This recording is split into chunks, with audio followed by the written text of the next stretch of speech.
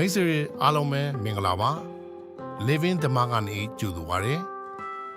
ဒီနေ့မိတ်ဆွေတို့ရဲ့တနေ့တာပါရောဘယ်လိုဖြတ်တန်းခဲ့ရပါသလဲအလုပ်ပင်မှာပဲဖြစ်ဖြစ်အပြင်သွားရင်လာရင်ပဲဖြစ်ဖြစ်စိတ်ရှုပ်စရာတွေ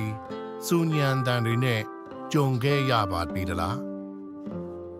ကျွန်တော်တို့နေ့စဉ်ဖြတ်တန်းနေရတဲ့ဒီလောကကြီးထဲမှာမြင်သမျှကြားသမျှဟာ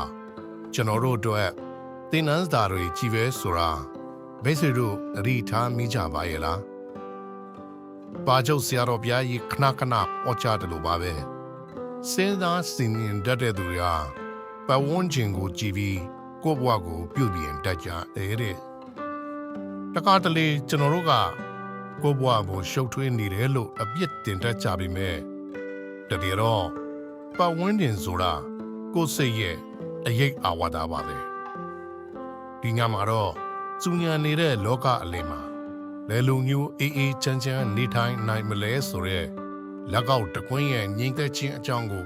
ပြောပြပေးချင်ပါတယ်ကျွန်တော်တို့ပုံမြင်လေးတစ်ပုဒ်နဲ့စလိုက်ကြရအောင်ပါဘိုးရှိရှိကဘင်းကြီးတစ်ပါးဟာတောထဲကိုအမဲလိုက်ထွက်ရင်းနဲ့လမ်းမှာသွားခဲ့ပါတယ်တဲ့အဲ့ဒီမှာပညာရှိသူတော်စင်တဦးသတင်း300နေရာကိုရောက်သွားခဲ့ပါတယ်။အဲ့ဒီမှာသူဟာထူးဆန်းတဲ့မြင်ကွင်းတစ်ခုကိုတွေ့လိုက်ရပါတယ်။အဲ့ဒါမှာတော့သူတော်စင်ကြီးစီမှာလာပြီးတော့ဝေယဝိဆကုသိုလ်ယူနေတဲ့အမျိုးသမီးလေးတစ်ယောက်ကစတန်ပွတ်နေပါတယ်။အဲ့ဒီအမျိုးသမီးလေးရဲ့လက်ကောက်ဝက်မှာလက်ကောက်တွေအများကြီးဝတ်ထားပါတယ်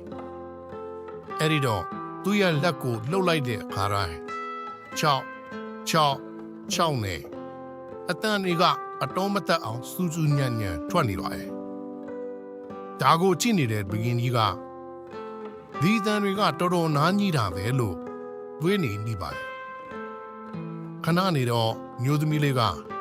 ဒီလက်ကောက်တွေရှိနေတာကြောင့်အလုံးလုံးရတာအစင်မပြေရဲ့အတွက်လက်ကောက်တွေကိုတကွင်းပြီးတကွင်းချွတ်လိုက်ပါတယ်။နောက်ဆုံးမှာတော့လက်ထက်ဘက်မှာလက်ကောက်တကွင်းစီပဲကြံမာတော့တယ်။အဲ့ဒီအချိန်မှာအံ့ဩကိုကောင်းတာလားအတန်တွေလုံးဝတိတ်သွားတာပါပဲ။လက်ကောက်တကွင်းတည်းရှိနေတဲ့အချိန်မှာမာနေမှတိုက်စီတာမရှိတော့တဲ့အတွက်လုံးဝကိုငြိမ်သက်သွားခဲ့တာဖြစ်ပါတယ်။ဒီဇလန်လေးကရိုးရှင်းနေဆိုပြီးမဲကျွန်တော်တို့ရဲ့လက်တွေ့ဘဝနဲ့အရန်ကိုစင်တူပါတယ်။ဥပမာလေးတစ်ခုကျွန်တော်ပြောပြပါမယ်။ကျွန်တော်တို့ရုံးမှာပဲဖြစ်ဖြစ်အိမ်မှာပဲဖြစ်ဖြစ်အစင်မပြေမှုတွေဖြစ်တယ်ဆိုကြပါစို့။ဥပမာရုံးမှာလုပ်ပေါ်ကန်ဘက်တယောက်ကကိုမကြိုက်တဲ့စကားတစ်ခွန်းလာပြောလိုက်။အဲ့ဒီစကားကကိုနားတဲ့ကိုကန့်လန့်ပြီးဝင်သွားတယ်။အဲ့ဒီမှာတင်လက်ကောက်နှကွန်းစပြီးတော့ပေါ်တိုင်ဖြစ်ပါသည်။တကွင်းကတော့သူပြောတဲ့စကားပါ။နောက်တကွင်းကတော့ကျွန်တော်တို့ရဲ့ state ထဲကအတ္တရဲ့တုံ့ပြန်မှုပါ။ဒီနှစ်ခုပေါ်တိုင်မိလိုက်တဲ့အခါမှာတော့ကျွန်တော်တို့ state ထဲမှာသူကဘာလို့ငါ့ကိုဒီလိုပြောတာလဲ။ငါကရောဘာပြန်ပြောရမလဲဆိုရဲစူညံတန်တွေထွက်လာပါတော့တယ်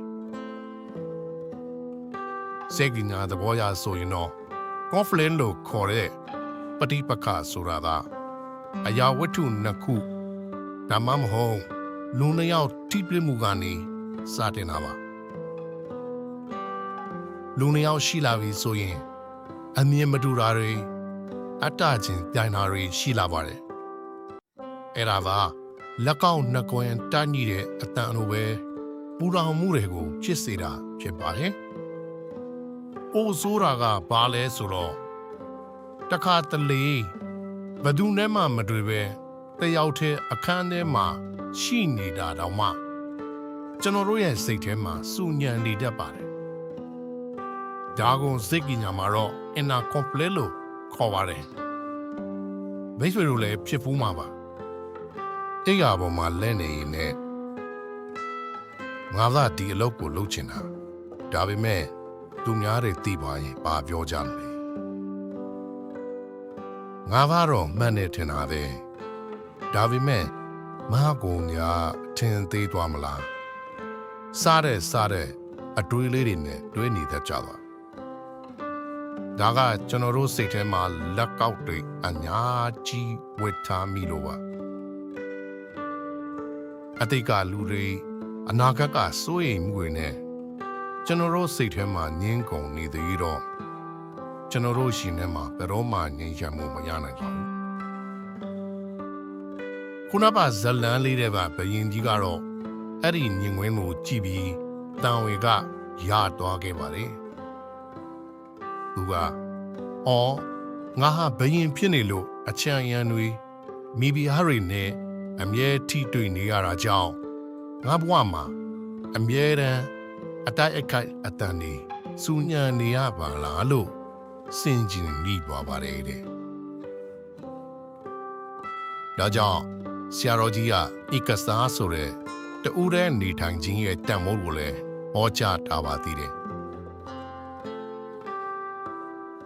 ဒီနေရာမှာပြောတရားရှိတာပါတူတဲ့နေတယ်ဆိုတာကလူသူမရှိတဲ့တောထဲကိုသွားပြီးနေထိုင်တာတခုတည်းကိုပဲစိုးလိုတာမဟုတ်ပါဘူးကျွန်တော်တို့ရဲ့စိတ်ထဲမှာငါဆိုတဲ့အစွဲတစ်ခုတည်းနဲ့သူတို့ဘာရဲ့ဆုံးဖြတ်တည်ပူမမျှော်လင့်ပဲအေးချမ်းချမ်းနေတတ်ဖို့ပြောတာပါစိတ်ပညာမှာတော့ဒါကို self sufficiency မိမိကိုယ်ကိုပြည့်စုံခြင်းလို့ခေါ်ပါတယ်ကိုကကိုချစ်ပြီးကိုတန်ဖို့ကိုသိနေရင်ဆိုလိုတာကလက်ကောက်တကွင်းတည်းဖြစ်နေရင်ပေါ့ဗျာဒေးလူတွေဘာပဲပြောနေဘာပဲလုပ်နေကိုယ့်စီကိုလာပြီးမရိုက်ခတ်နိုင်တော့ပါဘူးဆိုတော့ဒီကနေ့ညမှာတော့ကျွန်တော်တို့မိတ်ဆွေတို့ရဲ့စိတ်ကိုအေးချမ်းအောင်လက်တွေ့ဘယ်လိုလုပ်ကြမလဲဆိုတာကြည့်အောင်ပါ